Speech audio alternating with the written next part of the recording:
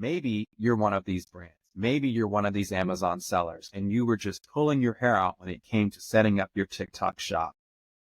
Current Commerce is here to help.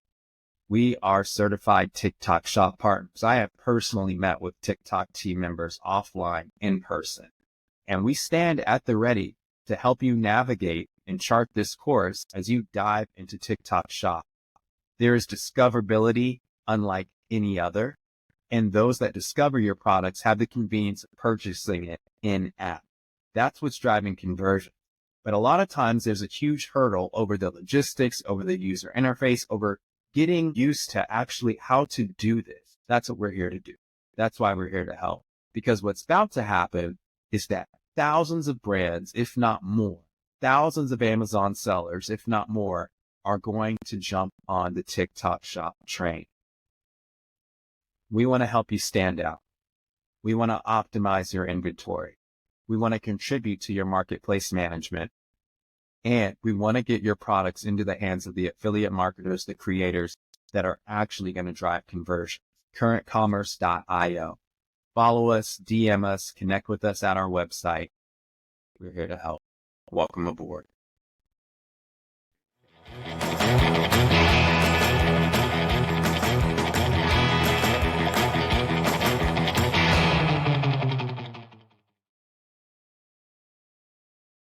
Welcome back, guys. What up, boys?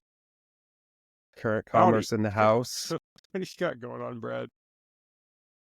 What? He's a real patriot right there. I'm just trying to fit in these days, you know? I'm just trying to fit in. Honestly, here's what happened. So I had this as part of a costume for my buddy's 40th birthday years ago. And he's from Detroit. So I got this and like a Detroit Lions shirt, and I was like kind of like Detroit trash kind of thing. Sorry, Detroiters, I don't think you're all trash. Just I think the Lions are trash, and my Redskins, sorry, Commanders just beat them.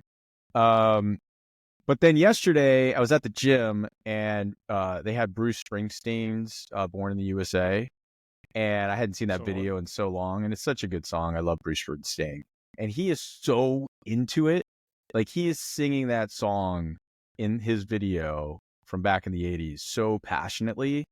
It really, like, I got chills, you know? And so I thought, I was like, you know, maybe tomorrow I'll wear this silly wig that I got. So, you know, trying to fit in, also feeling kind of patriotic right now. But I think I like it. You know, my wife won't let me grow long hair, so I'm trying to see if maybe she'll, you know, learn to love it, let me grow my hair out. I mean, I was surprised that I'm still here. I'm surprised you guys didn't put me on paid leave since I'm your diversity, equity, and inclusion hire. So I mean, when I showed up and you were dressed like this, we can't. No, I look. I guess I'm giving a subtle nod to the times, which are scary, right? Like this is any transition from one leader to another is scary. And yeah, some of the stuff that's happening, I don't agree with, but man, like it's crazy. I'm just going to say it's crazy times. I mean, it's not going to matter if you were born in the USA in 30 days, because if your parents aren't citizens, it doesn't matter. No, we can't. Let's focus on don't wind me up. I don't want to. I shouldn't have worn this. I'm not happy about these tariffs, but I don't know. Maybe that's the only way to get people to do what we want. But it's going to affect all of us. You read my agenda. Let's get into these tariffs. 10% from China. What does that do to your stomach? I mean, that's most wholesale third-party sellers' margins, right? So something has to give. Either you buy it from somewhere else, which isn't an option because you can't get the price that you can get from China as a reseller, even a manufacturer, right? Or you got to raise your prices. So 10% tariffs mean 10% in inflation on top of what we already have, right? If it's like for like. So, you know, but at the end of the day, it's like, hey, China, we don't like what you're doing in the, you know, South China Sea. We don't like that you don't open your market up to us. And we mean business, But what ends up happening is it just gets passed off to us in the form of higher prices. And then China starts dumping their stuff in other countries who don't have the demand. And then eventually that stuff comes from those countries to us. It's just bizarre, right? I think it's a bizarre situation. everything that you said is the kind of affected the simplest form. I do think that there's it creates some opportunity for some more creative supply chain ways, right? A lot of this supports the things that we've been talking about and doing with current commerce from some of our client offerings. Like if the tariffs, taxes, and duties become more expensive, like they're still not for everybody, but for those that are right at that price point, there's still ways of gamifying the de minimis, right? So every country has these limits of, hey, if it's direct to consumer and it's under such and such dollars, then it's essentially duty free, right? It's the de minimis. And the US has its de minimis thresholds, and Mexico's got different, and Brazil has different. So, like I said, it doesn't work for all products. If the products are priced way above, then it is what it is. But for those that are close to these de minimis thresholds, it's like, hey, let's make our product price point just under, avoid the duties, and then we'll just charge shipping or something, right? Like, and to the consumer, like they're looking at an all-in price, and to the brand, they're being they're gamifying how they can claw back that margin. So there's ways of doing that kind of in-bond shipping, or hey, we're gonna offset the pinch that we feel on the U.S. imports by expanding into these Latin American marketplaces, and taken as a whole, that new demand will offset some of the margin erosion that we may have in the increased tax. So anyways, like I see it as, hey, we're putting additional fees on certain parts of global distribution. So what can you do about it if you're close? Can you gamify it? Can you open other channels that are more lucrative? So I think a lot of it feeds in unintentionally. Like we don't write the policies, but a lot of it feeds into some of these things that we're recommending to clients. Well, I mean, there's all types of downstream effects, right? Like one instant one is if you get your stuff from the U.S., like it's U.S. manufactured, you're loving life, right? Yeah. If here's a kicker, right? He's also talking about tariffs on Mexico, and most of the imports from Mexico are things like cars and food, but a lot of Chinese companies have built their manufacturing facilities, like crazy windfall of employment for Mexico and investment. And with a 25% tariff on imports from Mexico, it's going to affect them. I mean, that's their margin, right? So there's going to be an interesting feedback loop of what happens in Mexico as far as foreign investments. But here's another one, right? Like, so let's say it's 10% tariff, like that just sticks. Now you got to charge more. You better elevate your brand, right? Because in order to charge more, you gotta raise that value prop, right? So whether that's better branding, better customer support, better quality products, more value at the end of the day, right? You need to make some changes there. The other thing is you better be on other marketplaces because you're going to need all the eyeballs you can get. And other marketplaces are not just like Walmart and Target, right? It's Nordstrom's and Kohl's and all these other ones that people just ignore for some weird reason. It's not as hard as it used to be, but still a lot to deal with. But a lot of those channels, their consumers are used to paying more for product, right? Whereas Amazon, Walmart, Target, it's kind of like low price leader stuff. So that's another option as well. So it's going to be interesting. It's crazy that since the last time we did one of these things, what's changed in a week? We got a new president. Now we're riffing on all the tariff implications. There's others, right? TikTok's back. We had the TikTok. What did we get? 3 emails over the weekend, guys. It was like, hey, we're looking to work through this, but we're going down. And then hey, we're back up. Then hey, we're really back up. your live stream capabilities are all on. So TikTok was gone for a flash and back. That happened over the weekend. Brad's Commanders won. My Buffalo Bills won. If they end up making the Super Bowl, we'll probably have to take a pause on podcasting the week after, because we don't want it to be a bloodbath, one side or the other, and us ripping each other. We both win. We both win if they make it to the Super Bowl. But chances are they're not, unfortunately. So we had my daughter's soccer club team make it to the finals and win a tight one over the weekend. I was getting all my news from the soccer fields. I mean, it was just a whirlwind of a week, guys. Was that a Chat GPT coaching, or are you taking credit for AI? I don't coach Good this one. My station ends at rec soccer. This is now like competitive soccer, and all I do is scream encouragement from the sidelines. All right. So just to back up, in case there are listeners out there, which I don't think, but that are kind of avoiding the news because it's too depressing and it's a bit overwhelming, just to rehash what we're actually discussing.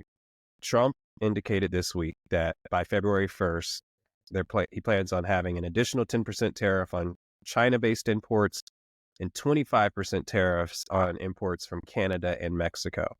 So what I gather is the potential impact is reduced spending power for the consumer, and then, like you addressed, Mike, supply chain disruptions. However, Brad, what you alluded to reminded me of arbitrage, because is that the move for China? Is like sending their products somewhere else just to get them sent here without the tariff? Like if we just, like India. Yeah, that's a loophole, right? That's been happening, and it's not just, you don't have to relocate your manufacturing to Mexico. That does save you money if you are a mass supplier, right? And it makes sense for bigger things like furniture and cars and stuff like that. But if you're your kind of average third-party seller, or maybe just a up-and-coming brand, right, in retail as well as on Vendor Central and Amazon, places like that, and you're sourcing from China. I mean, I just talked to a dishware company this morning, and they're like, I'm like, so how's Amazon going? And he's like, yeah, well, it's been problematic. We have all these sellers competing with us, and I don't know how they're doing it, how they're making any money. And then I said, well, do you get your stuff from China as well? And he goes, yeah. I was like, oh man, that's a double whammy, right? Increased pricing and Chinese sellers. So, but the loophole, just from a tariff perspective, to answer your question, is you import into Mexico, you pay their tariffs, which are in theory lower, and then you ship across the border, right? Well, this isn't, a lot of it's not new, right? These tariffs to China have been going on for a while. Like, my background is in ops, and I was in walking plants in Taiwan that are favorable. Like, we encourage trade there, but the companies that owned the manufacturing sites in Taiwan were Chinese conglomerates, right? That had their manufacturing sites. And so Chinese manufacturing facilities have been placed in plants in Taiwan, Vietnam, so on for a while, right? It's just shifting. I think it's important to mention, Biden didn't change any of the tariffs that Trump put in place when he was president before. And here's the other thing, that 10% number, that's just to keep Wall Street from like flipping out. The report is 60%, right? And if you kind of look at some of the other things he's done, he kind of doesn't, like, he goes big. Everything Trump does is big and shocking, right? And so I think people should prepare for a higher tariff than just 10% on top of what has not changed over the past 4 years. I think it's gonna be a lot bigger, and that's scary. That's scary. We could add that to our website, not just sales forecasting, but tariff forecasting. I don't have a crystal ball, but yeah, I mean, all I know is he goes big, and he wants results, so we'll see. And to Mike's point about the de minimis rule change, so the U.S. Customs and Border Protection proposed that this treatment, which is the duty exemption for imports valued below $800 for goods from countries like China that are normally subject to these tariffs, would no longer be able to avoid duties just because they're under $800 in value. My question is, Do we have products that have the Made in USA stamp on them, but are comprised of parts from China? Oh yeah, that's been going on for a while too. Like even our golf clients who we know intimately because we're in San Diego, which is like golf capital of the world, right? Like they get their heads and their shafts and their grips from all these other places, but they do just enough to assemble them to quote unquote manufacture them somewhere else, right? So a lot of the componentry is from all these high tariff places, but they're assembled and then shipped into U.S. from a more favorable zone. Yeah. This is why Taiwan's so important, people. Yeah. 90% of the world's semiconductors are made in Taiwan. Everything has a semiconductor in it. That's why it's important. We can't just ignore it, right? And so that's You know what another was my reason favorite thing about to put on the tariffs. Yeah, well, No, I I'm was just saying gonna the tariffs can push them to some sort of policy change, right, on Taiwan. But yeah, anyway, sorry, Mike. No, it was one of my favorite things of visiting Taiwan, more so than tariffs and all the manufacturing that I witnessed, was a simple soft serve vanilla ice cream cone, but they sprinkle brown sugar as the topping.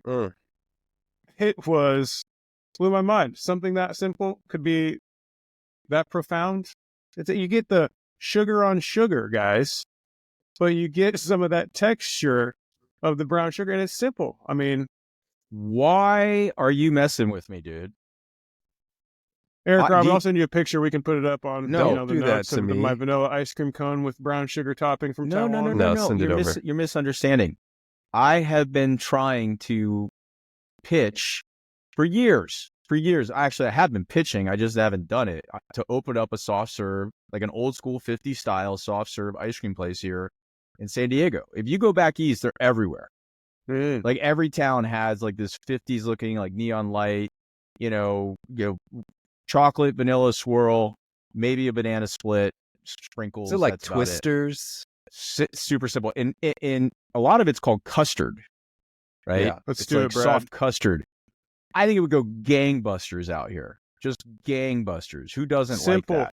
Two Love it. two add-ons, brown sugar and maybe graham crack. No, I dude, don't know. I've priced out the soft serve machines. Like I've actually found a supplier of these soft serve machines. Think about it. If you ever been in one of those, it's a bunch of teenagers, kind of like in and out. You don't need to like have this like crazy staff. It's like, what do you want? I want a salt ice cream. You pour it out. Everyone's happy. You give them a little place to sit. A little gravel parking lot.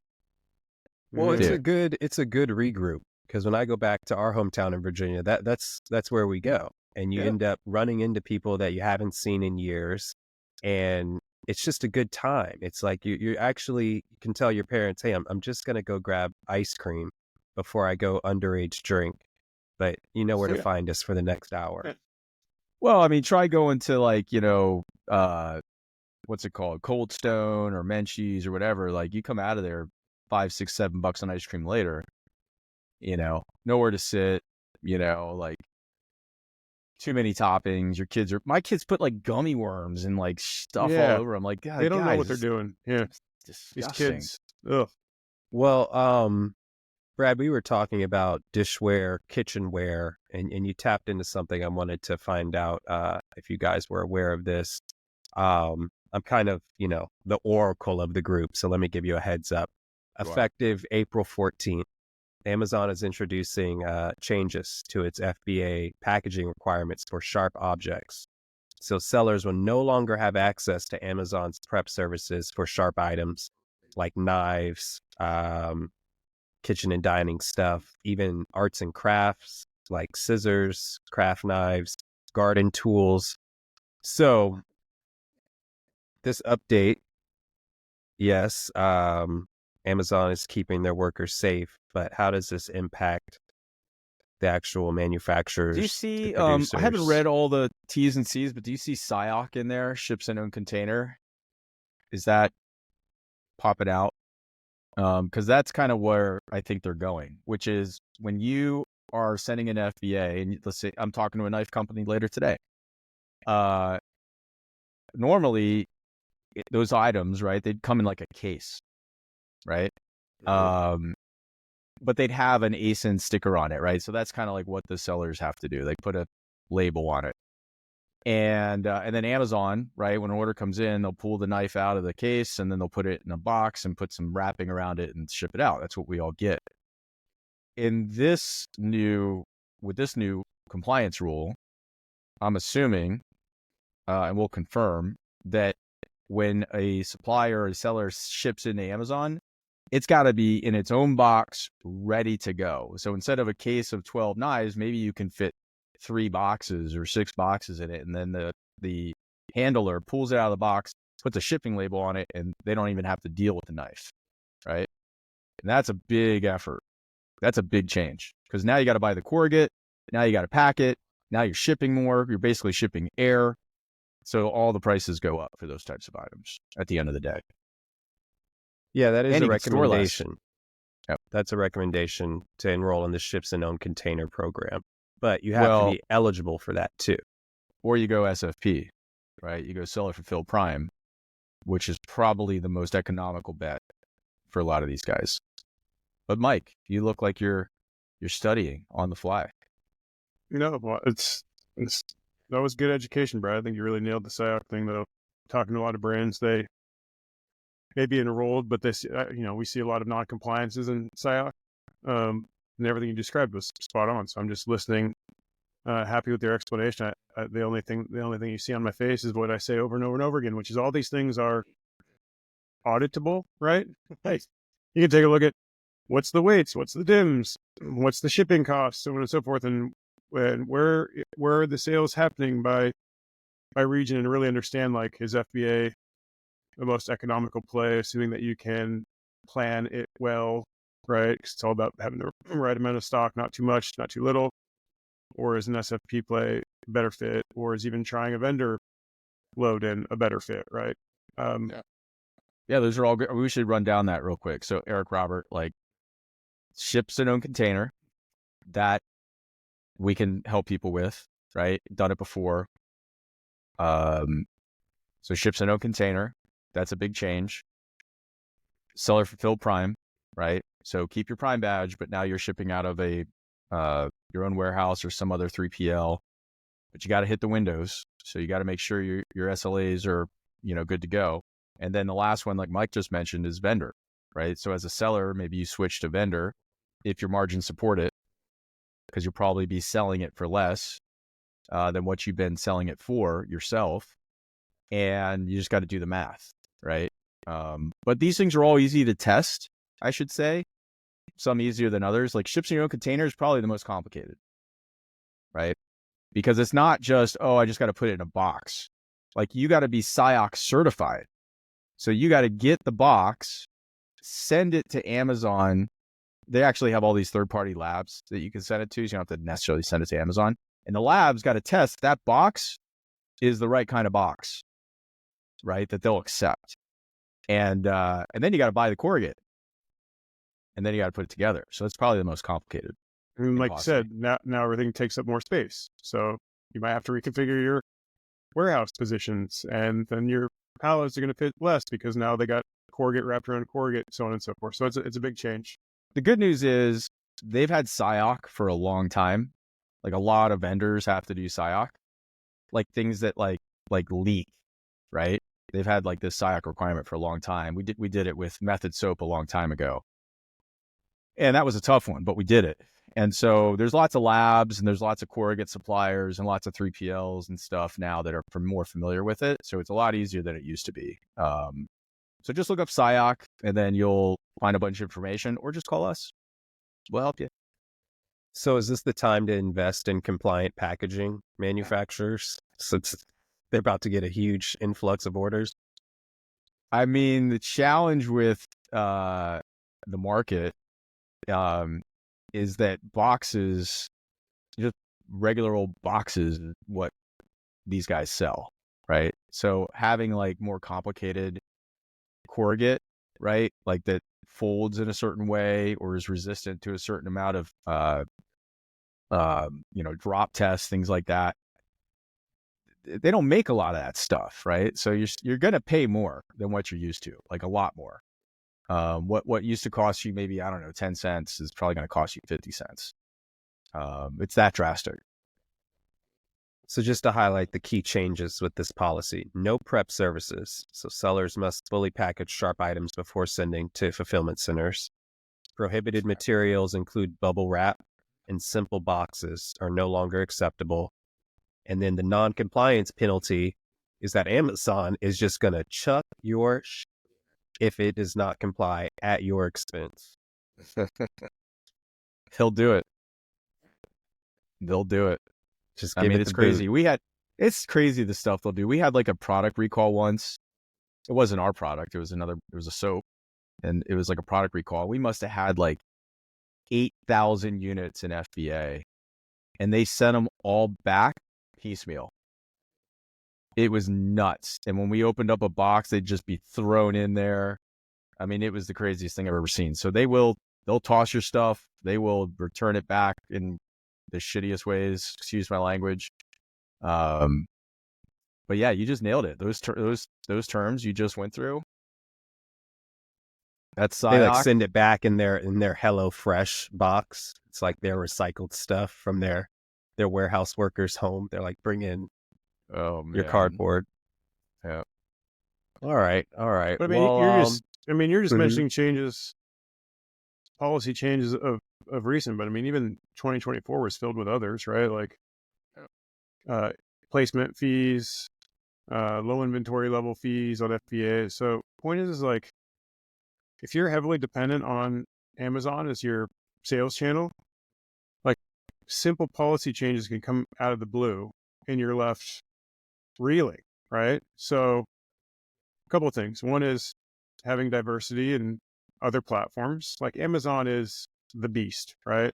But as Brad mentioned, there's all sorts of other marketplaces that have eyeballs and audiences that aren't Amazon, right? Your HomeDepot.com and Lowe's and Macy's and Nordstrom's and on and on and on and on, right? Or your regional, your geographic marketplaces like Mercado Libre and Casa Bahia and Americanas and so on and so forth. So just diversifying and finding audiences in other places besides Amazon is one. And then, man, if you're an FBA seller and you've been doing that for 10 years, like a change in FBA is daunting. So just evaluating these other fulfillment opportunities. FBM, an improved version of FBM with self-fulfilled prime, vendor. We haven't even talked about some programs. If you have enough volume, like there's this global procurement excellence team within Amazon that is all incentivized to get as close to the source as possible. So they'll pick up your container at port of, at origin port, and they'll route it through their supply chain network, not just to Amazon US fulfillment centers, but to other international places as well. So like that's stuff that we see because we have variety in clients and the types of brands and setups that they have. But if you're kind of tunnel vision because the way that you've been fulfilling Amazon has been working for you, but now it's working less because of changes, then like talk to us. We can evaluate what other options exist and if those other options are a good fit. They're saying that 2025 is going to be with less changes. I think there's been uproar like, hey, you're changing the rules of the road, too fast, too much. But if you're dependent on a communicated stability, like that's as good for as long as it works for Amazon until they need to make another change. Yeah, I mean, they're kind of we're inseparable from them by now, so kind of at their whim on whatever they need to do. Unfortunately, I mean, they're gonna keep squeezing forever. They're just to make money, And one thing Amazon says is like culturally, customer first at no expense at all costs, right? Customer first, customer first, customer first. And it's hard to do. So now I think it's more like Amazon first, then customer, but I'm kind of okay with it because customers, general population, my faith is like up and down these days. So, we get a little 60% of the year Amazon's pulling the strings, and then 40% they're actually utilizing customer feedback. I'm with it. I'm okay with it. Hey, I love Amazon. Don't get me wrong. So, Well, came across something. It was describing 5 steps to launching a product on Amazon. I want to find out what's missing from this recipe. ooh, okay. So, the first step, conduct thorough market research. Let me go through all these. Second, create an optimized product listing. Third, plan and execute your launch promotion. 4, build early reviews and ratings. The 5th step is monitor and adjust your strategy. So I can go back through these, but Nope. which, yeah, Yeah, I got mine. Go ahead, Mike. I think that they're big groups. There's a lot of granularity underneath each one of those. So like conduct market research. Sure. What do you mean by that? Right? Like competitive pricing, like product, other sellers, so on and so forth. But like in a generalization, hey, survey the landscape before you get in. Number 2, like make sure that if you get eyeballs, it'll actually convert with a highly converting listing. 3, go get eyeballs. I forget what 4 was, right? But then and monitor. And what was 4? 4 was build early reviews and ratings. Oh, reviews and ratings. So you're getting eyeballs, and then you're doubling down to those eyeballs are a value add to future eyeballs, right? That they're saying good things about your product. Then evaluate it. I think there's somewhere in between 1 and 2, which is it part of the market research or not? That I think is finding the right arrangement by which to sell your product, right? So there's different rules that we've talked about on here before, like a big bulky product may have a different strategy or arrangement with Amazon than a small high-priced item, than a small low-priced item, than a heavy thing. Like, so these are the things that we've talked about with like, hey, go do market research and create a listing and then go. Well, you might be loading in your product to Amazon FBA, for instance, which is probably the majority of the arrangement. I'm talking about the fulfillment structure of brands, only to find, shoot, after I got my bill from Amazon FBA, by the time I get, my placements, my storage, my pick pack fees, lost and damaged stuff, so on and so forth, like now I'm upside down financially. So I think just having an understanding of what the financial pro forma is, and then that being a part of your monitoring plan, is really understanding like that there's a lot of complexities in fee structures. So making sure that you're on that right path before you get too far down the road. It's a lot easier to change as you assess that versus now you're in and you've got consigned inventory in a bunch of different warehouses and you're trying to make a change on the fly. Yeah, I mean, Mike, you kind of nailed it. And some of these are, like Mike said, they're high level steps. So like some of the things I'm going to say here might go into step 1, which is the research, right? So profit analysis, right? What's it going to cost me to sell this thing on Amazon, and the different scenarios that you can do that. Promotional analysis, right? How much is it going to cost me to promote, right? So the launch plan step, you can get a pretty good understanding of how much it's going to cost, right? So what is your ACoS? What are the estimated, budgets needed there on Amazon, off Amazon? We've got a lot of cool ways to do that. Estimated returns, what's the average return rate in this category that I'm in? Because people screw up there quite a bit. If you can get away with 2 to 3%, that's awesome. But a lot of times it's higher than that, especially in apparel as an example. So what are your estimated returns? Customer care, that's a big one. You want to generate reviews, you better be able to answer questions in real time, right? And so I think a lot of people forget about customer care and what that takes. And then last but not least, branding. Like gone are the days where you can just, maybe not, but like in my opinion, gone are the days where you can just, slap up 6 images and a video and have maybe a semi-cool logo or whatever. But you better raise your game, right? When it comes to branding, because people care about that. And then social too. I think social is part of that promotional piece. Just advertising on Amazon ain't going to cut it. If you really want to get to, higher tiers of performance. So yeah, there's just a lot, I think Amazon has got this walled garden, right? Which we talked about, I think last time, where, hey, you can do everything you need within the Amazon ecosystem. I couldn't disagree more, right? You have to be elsewhere. Get that halo effect, right? But do the math, because a lot of people forget to do all the math and amortize all those costs into the final price that you pay to sell something. That's what you got to do. And if you don't do that, then you're not serious about being in business. But there are ways that to do it now that are a lot easier than it used to be. So again, we're here to help with that. I came across an Great- article Great talking. points, B-Rad. Great Thanks, points. man. I prefer Sure. B to the rad, but I'll go with B rad right now. That's cool. Okay. Big B, little rad. I came across an article that was talking about this company reducing their ACOS by 50%. And it said that they did that by taking their services in-house, and they stopped utilizing an agency. But they stopped utilizing an agency, but then they utilize like 4 different software systems.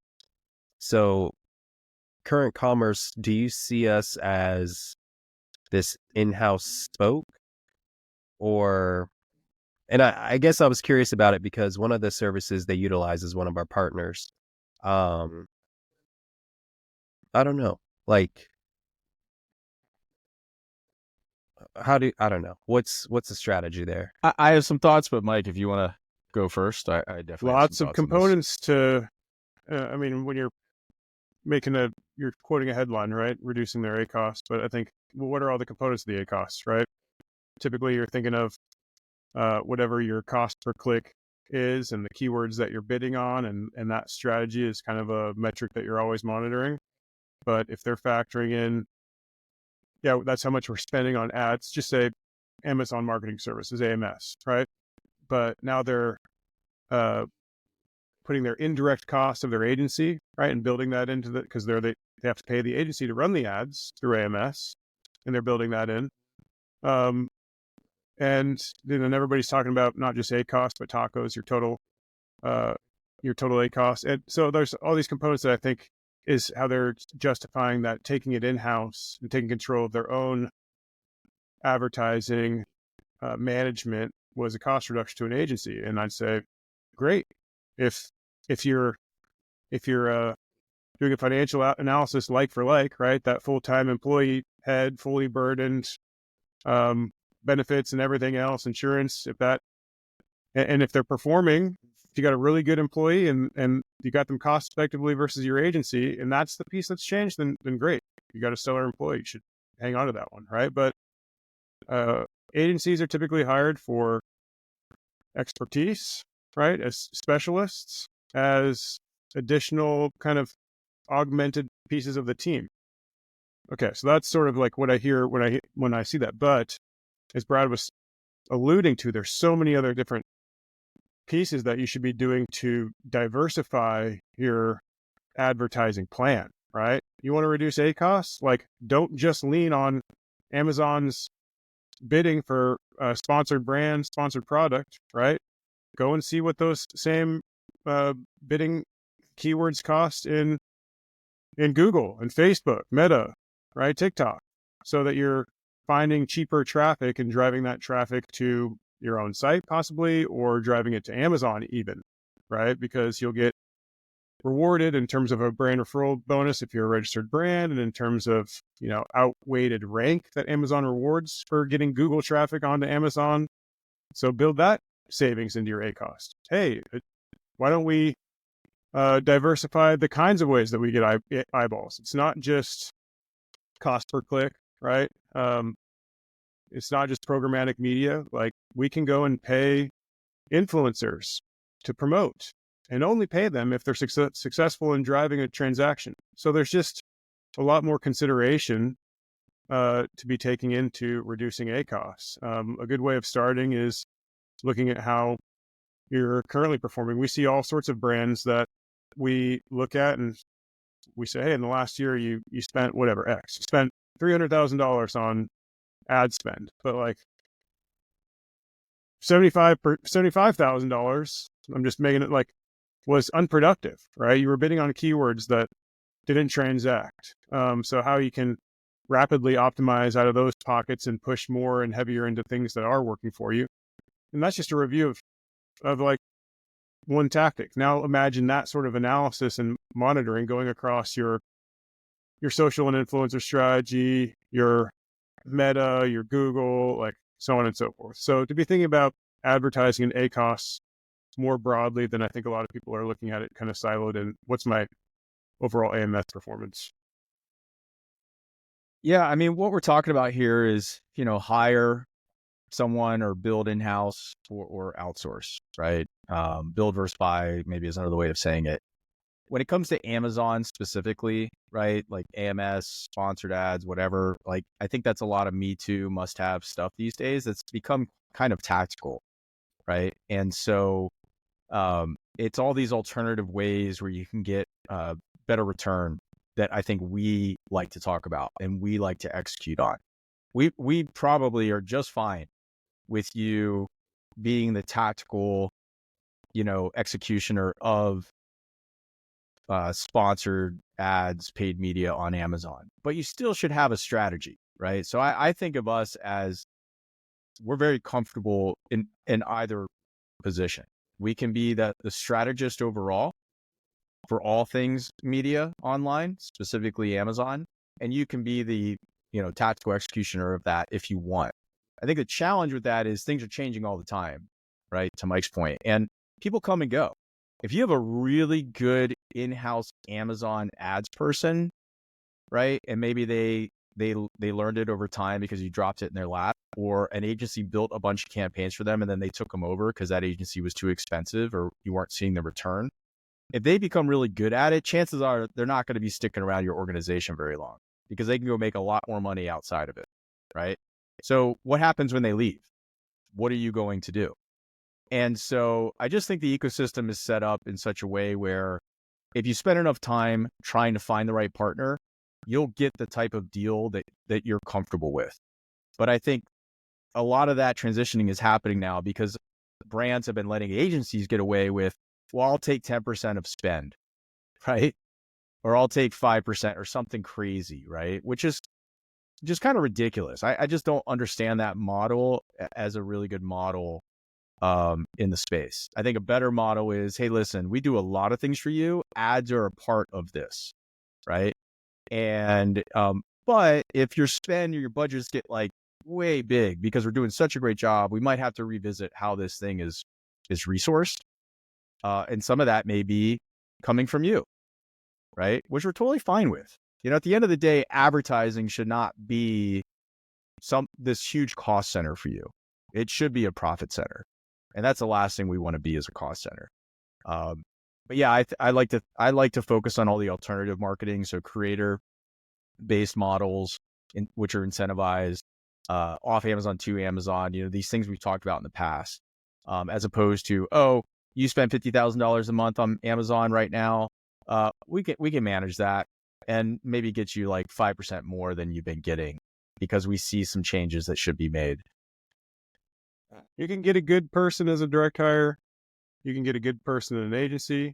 You can get a bad person as a direct hire. You can get a bad person agency. You can have a good agency with a bad person. Like I recall, I started my career in a management consulting company. Somebody paid top dollar for Mike Williams as a 23-year-old fresh out of school, and I didn't know anything. I was learning on the fly, right? So like this, if you hire direct or if you go for an agency and who the agency's hired, like you just need to have a good person on the job. But I think it's managing a very cohesive but diverse marketing structure, right? It's not just one thing. It's making sure that all these things are tied together in concert. But I will say this to go back to the software piece. Buyer beware on the software side. right? Like the fire and forget model that a lot of these software Yeah. providers are selling is very dangerous. Very, very dangerous. So I think we have to be very careful about, even ourselves, we have to be very careful about how much faith and confidence we put into various applications managing ads for us once we get the things set up, right? Because they can go haywire. And so you just need to be good stewards of that software. Human managed artificial intelligence. It can be game changer, right? You have this brain that's working all the time, looking at data that we can't comprehend live and making decisions on the fly. That's awesome. But you have to make sure that someone's got guardrails around it and is watching it, because otherwise it can just as easily make all these determinations that derail the train. Yeah, so we don't want AI managing humans. We prefer humans managing It's the AI. other way around. Yeah. All right. Well, what an insightful episode. And we're going to wrap it up because we're actually implementing new tactics and strategies. But yeah, it was funny, Brad, because, we had our advisory board meeting and someone recommended that you be the face of our brand. And given this new look that you have, I think we're going to roll with this. I mean, I think that there's some real validity behind that statement, So I was going for that today, just like on a test balloon with you guys, me as the face. I'm throwing my name in the hat, but yeah, you never know what you're gonna get. It's like a box of chocolates with me. As long as it's this with some denim shorts that are cut off and the ice cream, the soft serve push cart with a bell and a cutoff. I almost wore like some Oakley glasses, going for that look. The reality is, I got Hoka sneakers on, and I'm really wishing I had my new Uggs on right now. So this is the furthest. This is not me, but I did used to have long hair, and I do miss it. But yeah, just gotta see what people like, I do say howdy, so I feel like I can pull this off, because every time I say hi to people, I say howdy. And they're like, "Where are you from?" I'm like, San Diego. All right, they say howdy in San Diego, and I go, apparently, yes, they do. Well, good times. Amazon policy changes, tariff changes, updates. We're here for it. Gulf of America, here we come. All right. Until next time. Feel better, buddy. Thank you. Well, later, guys. Ciao for now.